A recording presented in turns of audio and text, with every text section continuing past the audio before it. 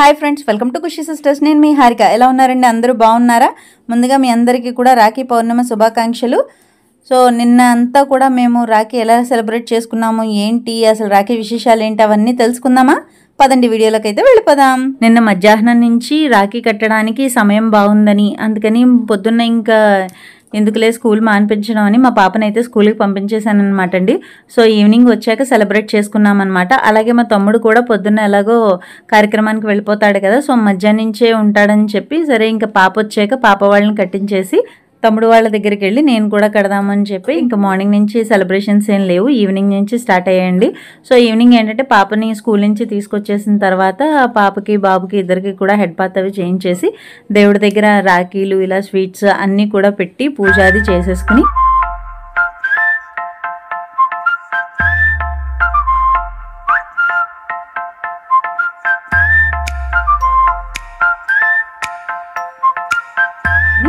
ఇంకోండి మా పిల్లయితే రెడీ అయిపోయారనమాట. చూస్తున్నారు కదా, ఇదిగోండి మా ఇంట్లో రాఖీ పండుగ అయితే స్టార్ట్ అయిపోయిందనమాట అండి.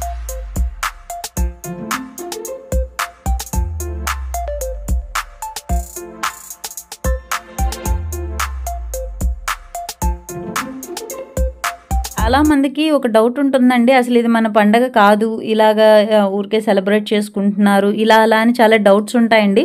అలాంటి వాళ్ళందరూ కూడా లాస్ట్ ఇయర్ మా రాఖీ వీడియోలో నేను మొత్తం మెన్షన్ చేశానండి. అంటే వీడియోకి సంబంధించి పురాణాల దగ్గర నుంచి వచ్చిందేనండి అసలు ఈ పండగ మనది. అది ఎలాగా ఏంటి అనేది అంతా కూడా లాస్ట్ ఇయర్ వీడియోలో నేను ఎక్స్ప్లెయిన్ చేశాను. ఎవరైనా చూడకపోతే మా ఛానల్ సబ్స్క్రైబ్ చేసుకుని తప్పనిసరిగా చూడండి, లేదు ఎవరైనా అడిగితే లింక్ షేర్ చేస్తాను. అండ్ అలాగే ఫస్ట్ అయితే ఒక లైక్ అయితే ఇచ్చేసేయండి. సో ఈ వీడియోలో కూడా ఏంటంటే లైట్గా అసలు రాఖీ అనేది మనం ఎలాగ ఎందుకు చేసుకోవాలి, ఎలా చేసుకోవాలి ఇవన్నీ కూడా డీటెయిల్స్ ఇస్తాను. స్కిప్ చేయకుండా ఫుల్ వీడియో మొత్తం చూడండి.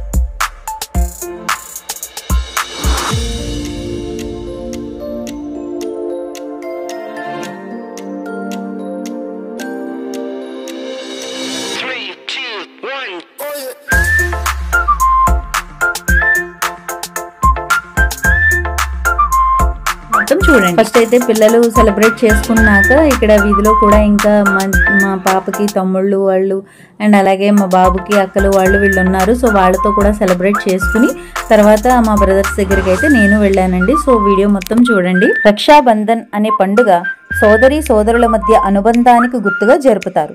రాఖీ అనగా రక్షించడం అని అర్థం. ఈ పండుగలో సోదరిని శ్రేయస్సు కోరుతూ రాఖీ కడితే సోదరుడు సోదరిని రక్షిస్తానని వాగ్దానం చేస్తాడు. రక్షాబంధన్ లేదా రాఖీ పౌర్ణిమ అని పిలిచే ఈ పండుగను కొన్ని ప్రాంతాలలో శ్రావణ పౌర్ణమి లేదా జంధ్యాల పౌర్ణమి అని కూడా పిలుస్తారు. అన్నా చెల్లెళ్ళు లేదా అక్కా తమ్ముళ్ల మధ్యన ప్రేమానురాగాలకు సూచకంగా ఈ పండుగను జరుపుకుంటారు.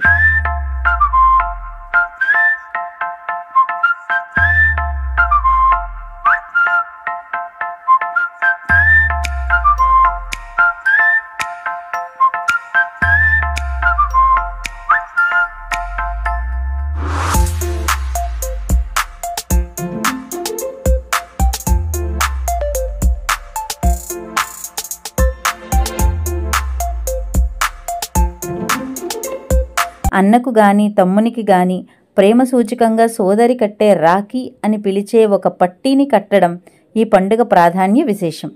రాఖీ అనగా రక్షణ బంధం. ఇది అన్నా చెల్లెళ్ళు అక్కా తమ్ముళ్ళు జరుపుకునే మహోత్తరమైన పండుగ. చెల్లి తన అన్నయ్య మహోన్నత శిఖరాలకు ఎదగాలని కోరుకుంటూ అన్నయ్యకు కట్టేదే ఈ రాఖీ. సాధారణంగా జంధ్యాన్ని ధరించేవారు ఈ రోజునే పాతది వదిలి కొత్తదానిని ధరిస్తారు. ఉపనయనం అయిన వారు జంధ్యాల పౌర్ణిమ రోజు గాయత్రి పూజ చేసి కొత్త యజ్ఞోపవీతాన్ని ధరించి పాతది తీసివేస్తారు. రాఖీ పౌర్ణిమ రోజు మహిళలు వారి సోదరుల ఇంటికి వెళ్తారు. ముందుగా తమ సోదరుడికి కుంకుమ బొట్టు పెట్టాలి. అలాగే కొందరు గంధం పెట్టిన తర్వాత కుంకుమ కూడా పెట్టవచ్చు. కుంకుమ బొట్టు పెట్టిన తర్వాత తలపై అక్షింతలు వేయడం ఆనవాయితీ. రాఖీ కట్టే ముందు ఏన బద్ధో బలీ రాజా దానవేంద్రో మహాబలః తేన త్వామభి బధ్నామి రక్షమాచల మాచల అనే శ్లోకాన్ని చదివి రాఖీ కడతారు. రాఖీ కట్టిన తర్వాత తమ సోదరుణ్ణి ఆశీర్వదిస్తూ అక్షింతలు వేయాలి. రాఖీ కట్టిన తర్వాత సోదరి హారతి ఇస్తారు. అనంతరం ఒకరికొకరు స్వీట్లు తినిపించుకుంటారు. సోదరుడి కుడి మణికట్టు చుట్టూ రాఖీ కట్టండి. కట్టేటప్పుడు మీ సోదరుడి శ్రేయస్సు, అదృష్టం మరియు మొత్తం మంచి విషయాల కోసం దేవునికి ప్రార్థనలు లేదా కోరికలను కూడా చదవండి.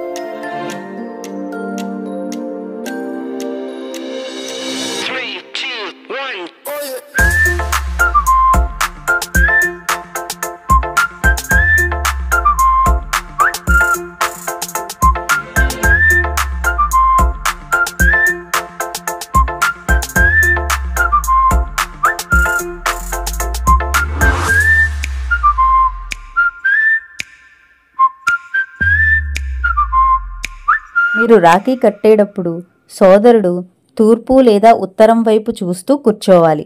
అతను ఎప్పుడూ దక్షిణం వైపు చూడకుండా జాగ్రత్త వహించాలి. సో చూసారు కదండి, ఇక్కడ పిల్లల పండగ అయితే అయిపోయిన తర్వాత ఇంకా పెద్దవాళ్ళ పండగ అయితే స్టార్ట్ అయిపోయింది. చిన్నప్పటి నుంచి రాఖీ అనేది ఏంటంటే చాలా మంది అన్నయ్యలు కట్టేవాళ్ళం అండి. అంటే పెద్దమ్మ గారు వాళ్ళ అబ్బాయిలు, అలాగే పిన్ని వాళ్ళ అబ్బాయి, అండ్ అలాగే మా తమ్ముళ్ళు ఇద్దరు, అలాగే మేము కూడా ఏంటంటే నేను మా బాబాయ్ గారు అమ్మాయి, ఇంకో చెల్లి, అలాగే మా చెల్లి, ఇలా ఇంతమంది మొత్తం అందరం సెలబ్రేట్ చేసుకునే వాళ్ళం అండి. అలాగే ఎదురుంటి ముగ్గురు మగపిల్లలు, అలా మొత్తం అందరం కూడా అక్క అక్క అంటూ తిరిగేవారండి. సో వాళ్ళకి అలా అందరం కూడా బాగా సెలబ్రేట్ చేసుకునే వాళ్ళం అనమాట.